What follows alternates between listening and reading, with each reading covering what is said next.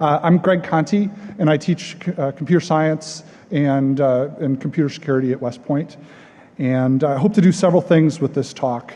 One is to explore the process of conducting research, because I think a lot of people in the community are doing exceptional work, and it's something we as a community need to think about how we do it, and maybe there's some lessons learned we can learn from each other.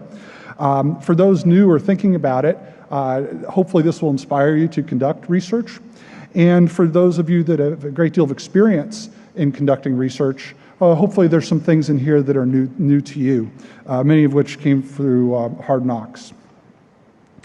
And while I've been doing security research for the past decade, I'm not claiming to have all the answers, but I do claim that I've spent a good bit of time thinking about this and helping other people do it as well. So again, put a lot of effort into this, and hopefully you'll leave with some tools and techniques that you can apply to your own work. I'm here as a free citizen and not a representative of any government. So what is research? Research, to me, is the search for knowledge, trying to find something new, something that hasn't been discovered before. Maybe to solve a problem. Sometimes it's done rigorously using the scientific method. Sometimes it's done informally. And here's how I like to think about it. If you look at the gray sphere in the lower left, that line, I think of that as the present, and then you can look out 10, 50 years. And going back a little into the past, things that we've already discovered, we have things like books. It's well-synthesized information, exists in libraries, and then college courses. And then as you approach the edge of human knowledge, you hit graduate courses, you hit talks at Black Hat or DEFCON, and they appear at the edge. And those could also be research papers. And the idea then is to not rediscover fire. The idea is to find something someone else hasn't done and fill in the blank and push out collectively the edge of human knowledge. Unfortunately, there are pockets of knowledge out there that we don't have access to. It could be hidden behind paywalls. It could be in classified archives. You may have heard of GCHQ's claim to have discovered the public key encryption. It could be proprietary information that isn't shared. But the idea, though, is if you make a discovery and you're at the edge, you have this ability to look outward and predict, and you see the problems, look farther than anyone else has seen, and identify other problems that can be solved, other questions that can be answered. And then even farther out, you have science fiction authors, maybe 50, 100, 1,000 years out, that are just speculating about the future. And I think there are many science fiction fans in the audience, I know I am, and you can draw great inspiration from those authors. So why conduct research at all? Well, I mean, it's in many ways, to me, it's about advancing human knowledge. You're doing something that we benefit from others' work, and we're giving something back. And one of the most pleasurable experiences is doing something and seeing someone else build upon it. And along the way, you can make yourself an expert in a given area because you've specialized in it. And you pick up new skills, and frankly, it's fun. Hackers in particular have a great deal to offer when conducting research. And first, let me say it's great to have resources like Wikimedia Commons that you can search on Coloring Book and find pictures of someone who's uploaded their child's photo of coloring outside the lines, royalty-free. So it's pretty cool that they make that available. But what hackers bring to the table is this native curiosity. Folks are clever in the hacker community. They like to color outside the lines. Often they do excellent work, and importantly, they have frequently they have less constraints. If you think of industry, they have to really show value to the bottom line. In academia, they tend to be like dogs on the hunt, sniffing for the latest research grants. But you can, the hacker community can choose things that are fun and interesting and just important to them. So this sounds pretentious, the idea of seeking to be the world expert, but it really isn't. I'd argue that we've got probably 100 world experts sitting in this room in some particular area, and many well on their way. And those are the people that are at the edge. They can see important problems and either work on themselves or help tip off somebody else that maybe you want to take a look at this problem. And Malcolm Gladwell in Outliers came up, spouted research that said there's like a magic number of how much effort you need to put in to become world class in something. And the magic amount of time was 10,000 hours. And there's people in this room that have put 10,000 hours in, and probably some with 20 and some on that path, because people, if you get it, you get it, and you're into it, and you put a tremendous amount of time in, and you gain momentum. As a Dungeons & Dragons player, I can't help but think in terms of experience points, that you can single class and put all your experience points into one area to get depth, or you can multi-class and put your experience points into many different areas, so you progress farther, but you gain breadth. And in research, you're focusing in one particular area or a small group of areas, but it's also important to balance that with breadth, so you understand the context of what you're doing. And if you get a little bit off, in academia I see that, if you get a little bit off someone's specialty area, they don't know what they're talking about because they lack breadth. So it's a balance that we seek. So let's look at some strategies for finding problems, because sometimes that's the hardest thing. How do you find an important problem or something that you think you can get traction on?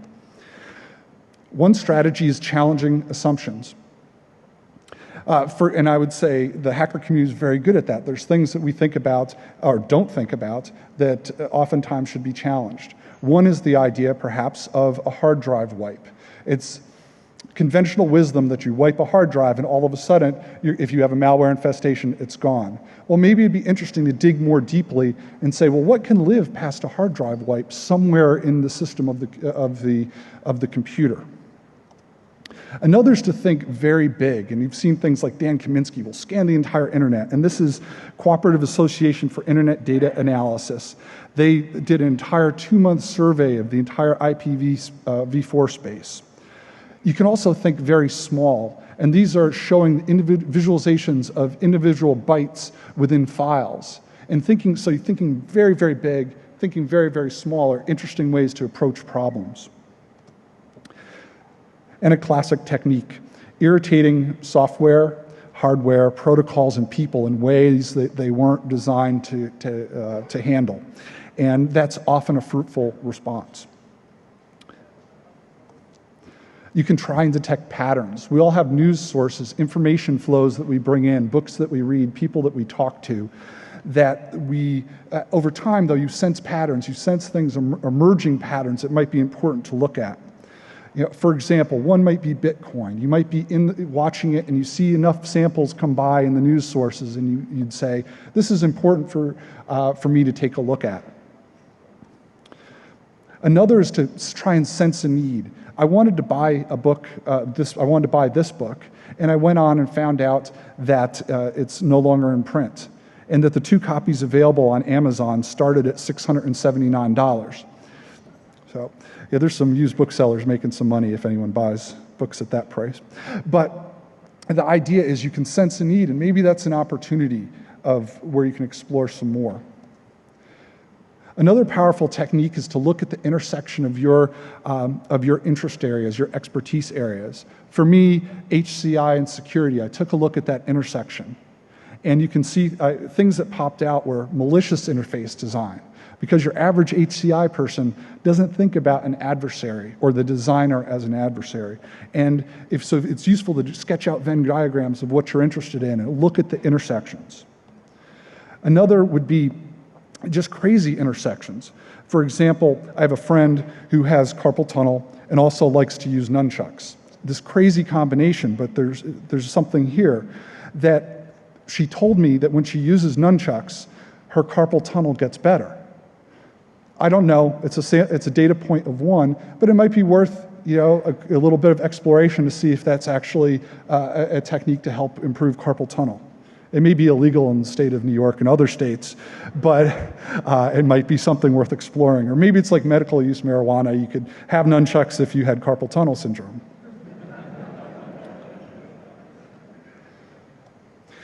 Another strategy is what makes you mad. Do ice cubes fall out of your, ice cubes fall on the floor when you try and get a cup of ice out of your refrigerator? Maybe you can look at doing that better. For me, a tipping point in that malicious interface research was when a flying vodka bottle appeared flying over the weather when I was trying to just see what the weather was, and a man came out at the bottom and toasted, and I'm like, and then the more that tips you off, or maybe it's a flicker in the status bar of your browser, and you see these third-party sites, and maybe that tips you off to something that you can explore more deeply. So what makes you mad? Certain technologies you just have to ask, what could possibly go wrong? This is a self-wiping hard drive from Toshiba. I don't know if anything's wrong with it, but it just sure sounds like something bad could happen. Another is a new file format from Wolfram Research that claims it's as everyday as a document, but as interactive as an application. To me, that's a combination that might merit further exploration, because what could possibly go wrong? And if you're short of ideas on what could possibly go wrong, you could go to Slashdot and people will tag things for you to give you ideas. Another common strategy, powerful strategy, is just looking under rocks, poking in corners where people haven't looked before. And we've seen that with the GPS phone tracking databases. People lifted a lid, took a peek, and saw things that largely weren't well known. Here's an example of, think of a multifunction printer. What goes into it?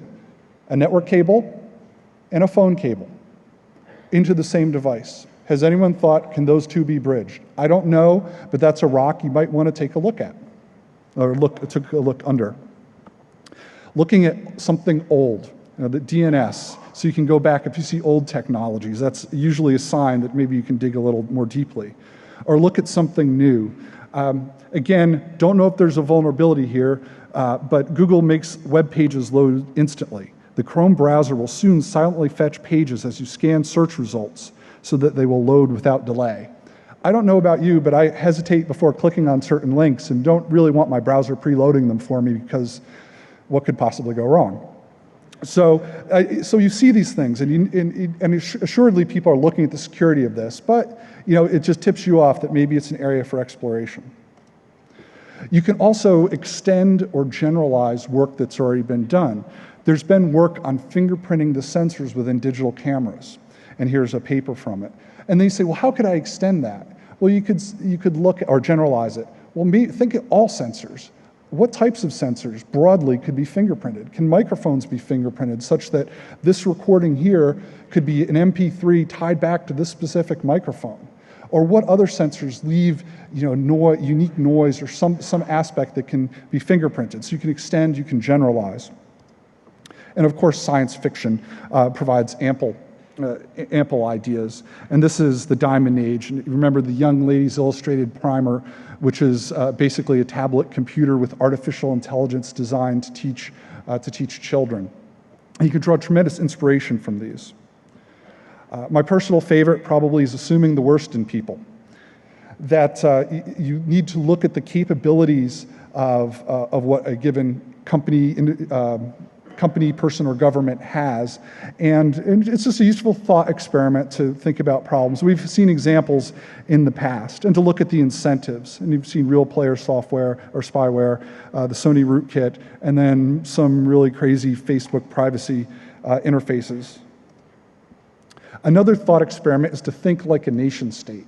What would you do if you had godlike access to the network? What would you do if you had near unlimited processing power? That's just useful ways to think about problems. There's calls for paper, calls for papers for various events, and they'll list ideas. So if you're looking for something, you can go out and find them. And this is from the Usenix Elite workshop. But DEFCON, all the major events have calls for papers with ideas. And then the research themselves, if you're in a talk here, or you're in Black Hat, or you look at academic papers, they'll often tell you, here's where they've seen where to go next. They'll tell you where to go next if you listen. And the same thing in the written documents. And finally, a good survey article. If you're still like interested in a general area, but you don't want to get too deep into one thing, you could do a survey article. And by survey article, I mean you survey the current state of the art. And that might be, for security visualization, it would be to go out and look at all the security visualization tools out there, compare and contrast them. Just that alone, a current version of that is something you could publish and would be of interest. And at the same time, it gives you a foundation to build upon. If you want to, you might have identified a gap or an interesting area, and you can move forward. Okay, so with research, though, you can't just, it helps to have a system, a strategy, a time, a place. If you have a question or a question you're looking at or a topic you're trying to delve more deeply into. So one is constantly feeding your mind and choosing your news sources and getting things away from the keyboard, analog hobbies, and it's, again, creating those crazy intersections. Many people have different paths to learning, and I think ultimately, in some, and this is kind of a holy war, but certificates, training, college, self-taught, we all have to do, each is a path to learning, and you have to find the combination that works for you.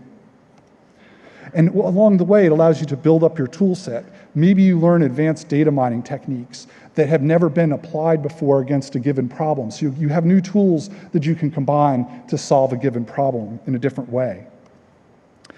It's very important, I think, to write down your ideas. I tend to do this obsessively. And when I was talking with friends before this talk, they say, oh, we remember everything.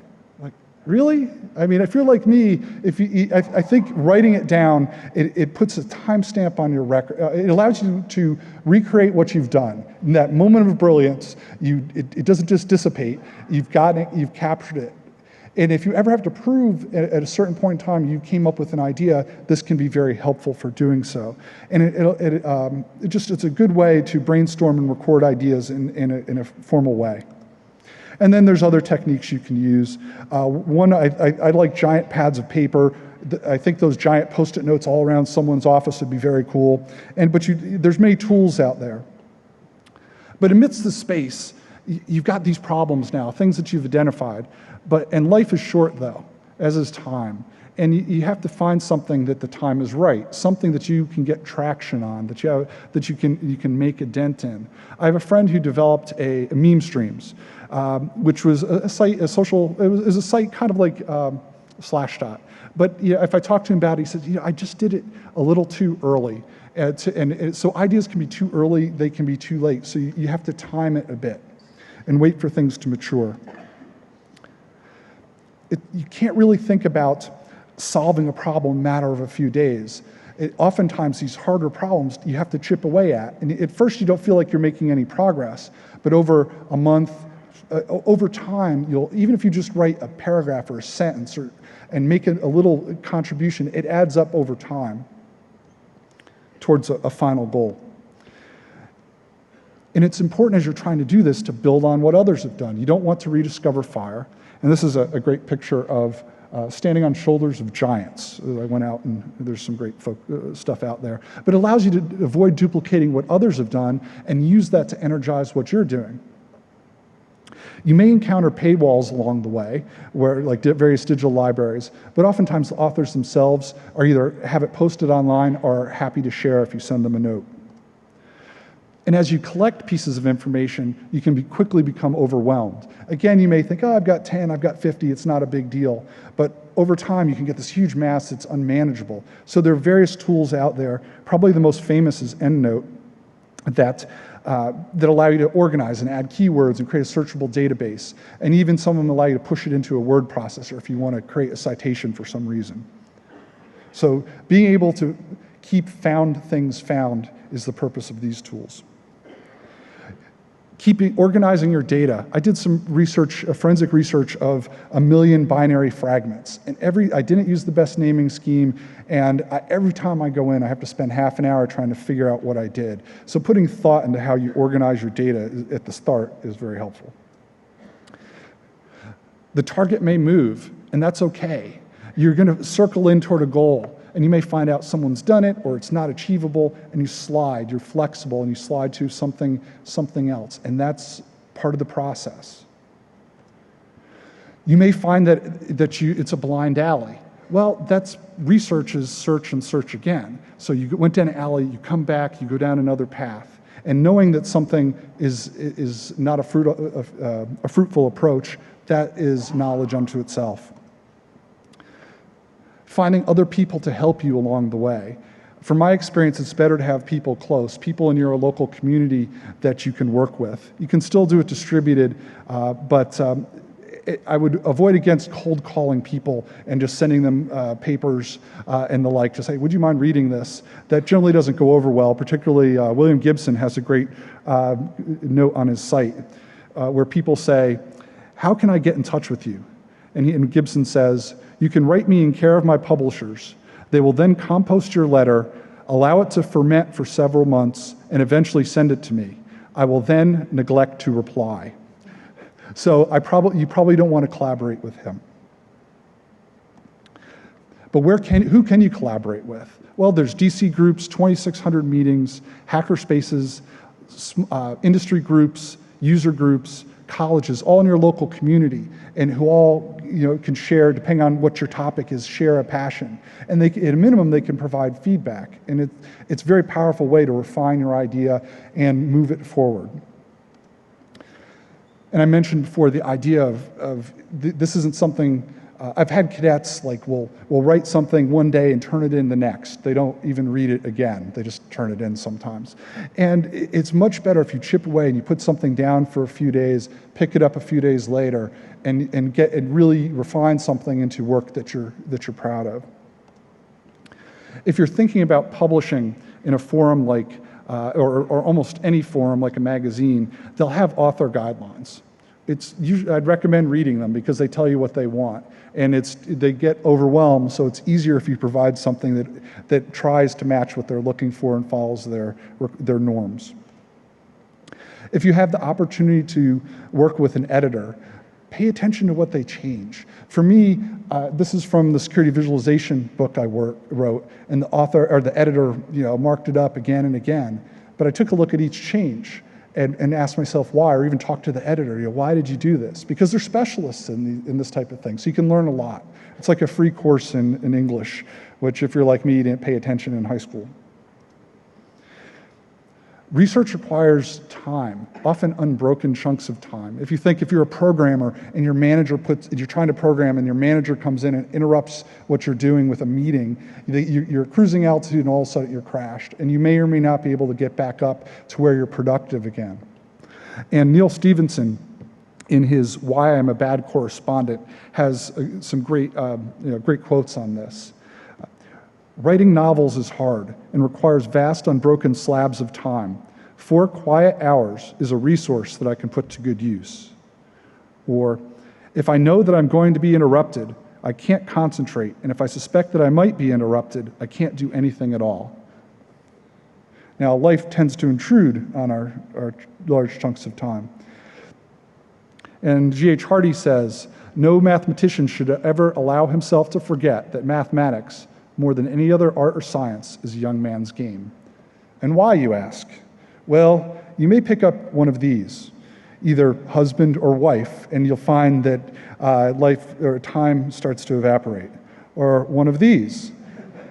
And again, you have a baby, time evaporates. So it's all about keeping balance in your life, but still finding chunks of time. And that might mean finding a place where you're creative. For example, interesting meetings, classes, or talks will spark your creativity. Or for me, boring meetings, classes, and talks that I just bring a book and pretend I'm paying attention, I'm often most productive there. For others, it may be a bar or a food court or an airplane. And I'd encourage people to think beyond just a single problem. Once you kind of have a lane in mind, think about a series of things you're trying to accomplish. For me, in online privacy, which is an area I'm very passionate about, I think not just what do I do now, but what do I do next? Maybe I write a paper for a technical audience, and then I write a white paper for decision makers, and that they can understand and maybe affect policy in a positive way. And then I have strategies along the way, like 3 or 4 objectives, and maybe what to do if something's not accepted, the plan B. Now, I have a friend who's a military history buff who, when I showed him this, said, you know, that really wasn't the best one, campaign graphic to use, because that was the British, and they lost in the... And in many ways, our ability to do research is an economic problem. If you have to have a day job to work in a band at night, it's a problem, right? It cuts down on your time. And as Mudge mentioned at Black Hat, for those that caught it, there are some programs out there that can provide funding, but typically they require a lot of meta work, a lot of writing giant proposals, lots of strings attached, and lots of competition. I'm optimistic about what Mudge announced as DARPA Cyber Fast Track. That may be a way to bring some dollars in. Typically, what I do is at night and on weekends, on my own time. So it's good to see things like that out there, particularly the focus on hackerspaces. All right, so what are some methodologies? Of course, the scientific method. If you haven't looked recently, it's a good way to think about problems, idea, ask a question, do your background research, find out what other people have done, and then construct a hypothesis and test it. And then analyze your results and report on them in some way. It's useful to think about scientific method when conducting research. Another place to look is, I pulled this from the National Science Foundation, but it's a good way to think about, if they're talking about conserving their dollars and choosing the right problems. Same thing with all of us. We have a very limited amount of time. What problems should we work on? And what they use are criteria called intellectual merit and broader impacts. Is this a transformative technology? Does it explore something creative and new? And what is its impact on society? Does it have a major, long-standing impact? And not everything you do has to have that, but those are just good things to keep in mind when you're trying to balance the few projects you can actually accomplish in your lifetime. You may collide with others in IdeaSpace. It happens all the time. I mean, there's even a Wikipedia article on multiple discoveries, but it happens all the time. And you can either, maybe if they're user-friendly, you can bring them into your group and you all work together, or you may find that even though you did due diligence and tried to research, but you missed someone's work.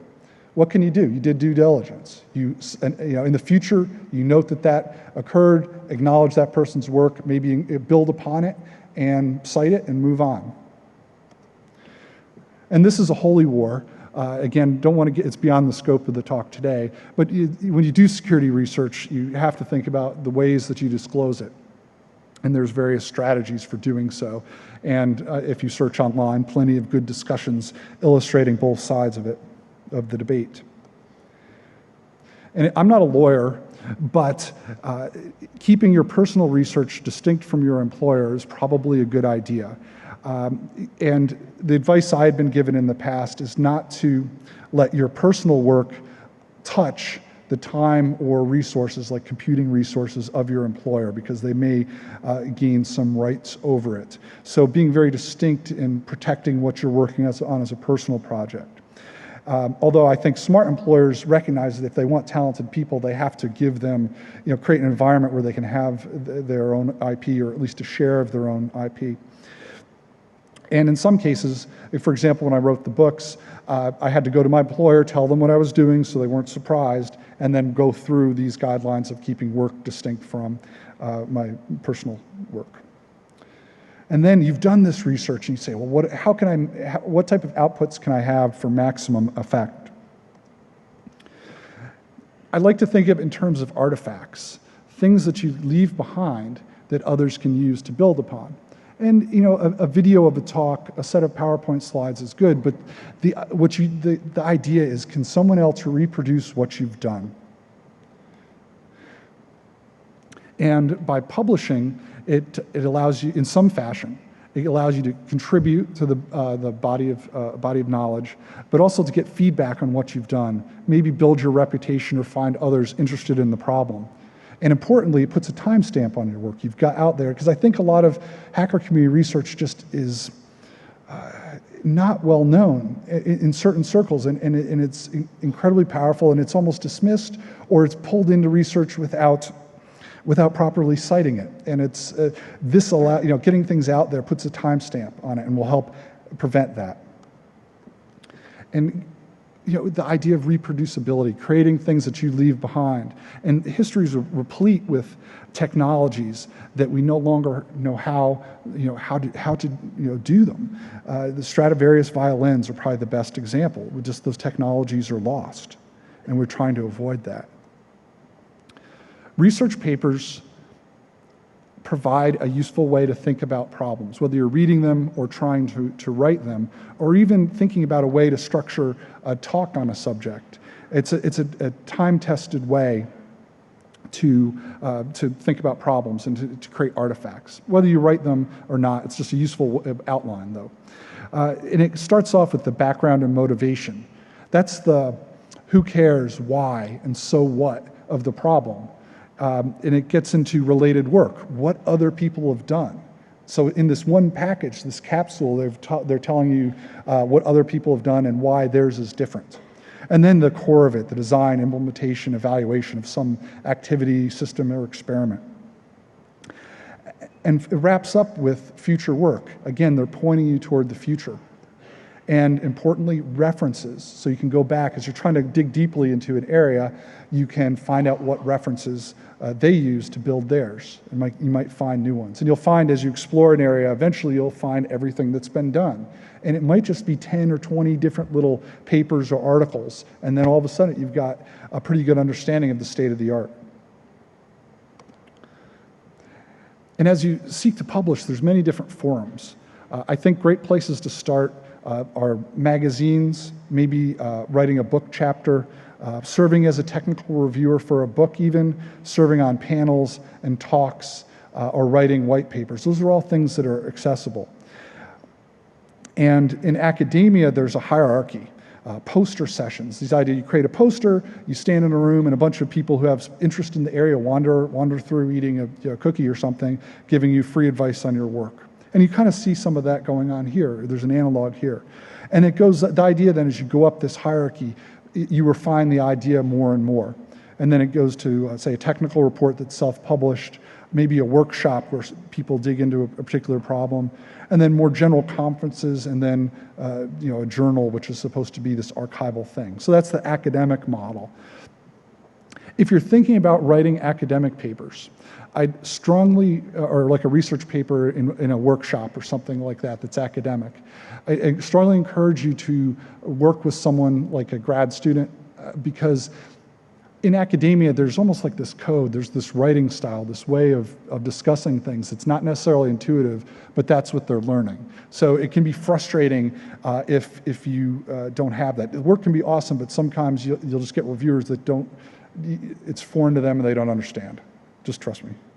And then at the bottom right, I've got just a few venues that I respect and I think might be open to hackerish type research. Usenix Leet, the First Monday, the open publication format journal, IEEE Security and Privacy magazine, Make magazine, and then the whole hacker scene magazines like 2600 and many others. And as you think about, say, academic security conferences, there's about 100 of them, and they vary in quality. And probably the best example of that who's familiar with the MIT students that built the automatic paper generator? Right? Yeah, that was a pretty good hack there. So they wrote a paper that they had a database of papers, and this thing would just randomly take snippets and create, using the exact right format and structure, just gibberish papers. And they got Rooter accepted at WMSCI 2005. And then it got, I thought that was awesome, because there's some forums out there you really don't want your name associated with. And regardless of where you're trying to publish, it's good to do some reconnaissance or some research. Imagine trying to come to an event like DEFCON for the first time and then speaking at it. It could be, if you don't understand the context. So it's useful to do some research on where you're thinking about publishing, either online, if it's or off, or in person. You can even self-publish. There's a great talk, Self-Publishing in the Underground, from DEFCON 15 that talks about self-publishing strategies. Or you might want to work with a publisher on a book at some point. And a question that comes up is, well, how are the calculations for royalties made? And I thought I'd just include an example in here. And this is ballpark, but I checked with the publisher 2 days ago just to double check my math, and agreed with me. So if the cover of a book is $50, the publisher may sell that book typically for $25 or so to a company like Amazon, to a distributor. Then you're given a percentage of what the publisher makes, which is ballpark 12% of the $25. So on a $50 book, the author may make $3 per book. Then the question is, are you going to sell 100,000 copies and pay off your mortgage, or are you going to sell 3,000 copies and buy a Stairmaster? Well, frankly, the advice I got from the publisher I was talking to said, really, you don't expect to get rich. I mean, 3,000, 5,000 copies, a pretty good run for a book. People have exceeded that, and there are 100,000. I think Steal This Computer Book, for example, went over 100,000. But it's just good to know, $50 book, $3. But there's other benefits, right, by doing this. You create a long-term artifact. You gain perhaps some reputation, some exposure that'll bring in consulting gigs or media opportunities. And ultimately, though, you have to do a lot of marketing yourself if you want to really push it up and over. For me, it took 14 months of free time for each book. Your mileage may vary. So some parting thoughts. Don't self-censor. Good research is also often disruptive to the status quo, and I think the hacker community excels at that. So don't be afraid to choose something that's controversial. Be fearless when you can. Develop a sense for open problems, and that comes by knowing a space. And many in the hacker community do that. You're already doing research, right? You develop a sense for open problems, where the holes are, and you can share them with others or work on them yourself. Also, develop a sense for important problems. It's how, so now you know the open problems, but how do you prioritize them? And Richard Hamming wrote a or I believe it was a talk called You and Your Research.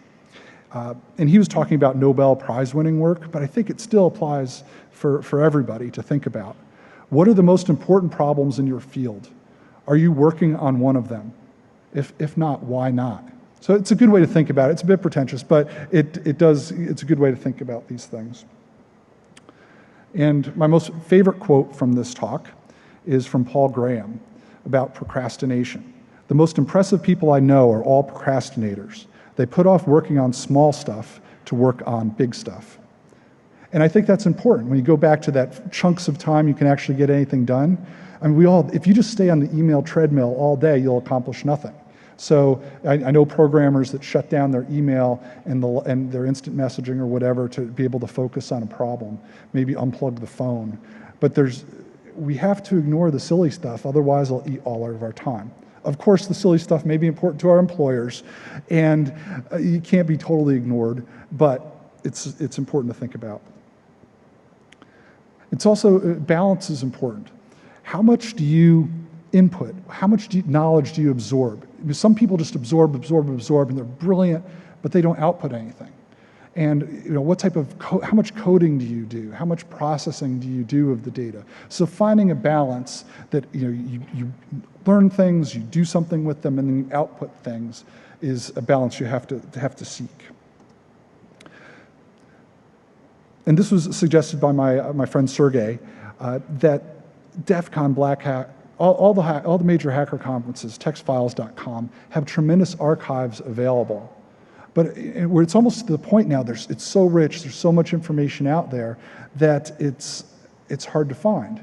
You say, what was that talk on? I tried for this. There's this great talk on media relations that I was trying to find to mention. And it was at Hope, I think, and I don't remember, and it's like every other year, and you're trying to find this. So as we look to the future, maybe we can see a search engine created, or like a library that points to these documents. It's tagged with metadata, and it's searchable in some way. Also, playing to your strengths, right? So academia follows the grant money like dogs on a hunt sometimes.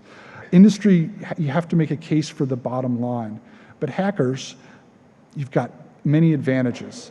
Passion, you know the real world problems, right? Oftentimes that aren't known in academia. You have perhaps time. You may be fearless. You may be immune to the law in certain ways.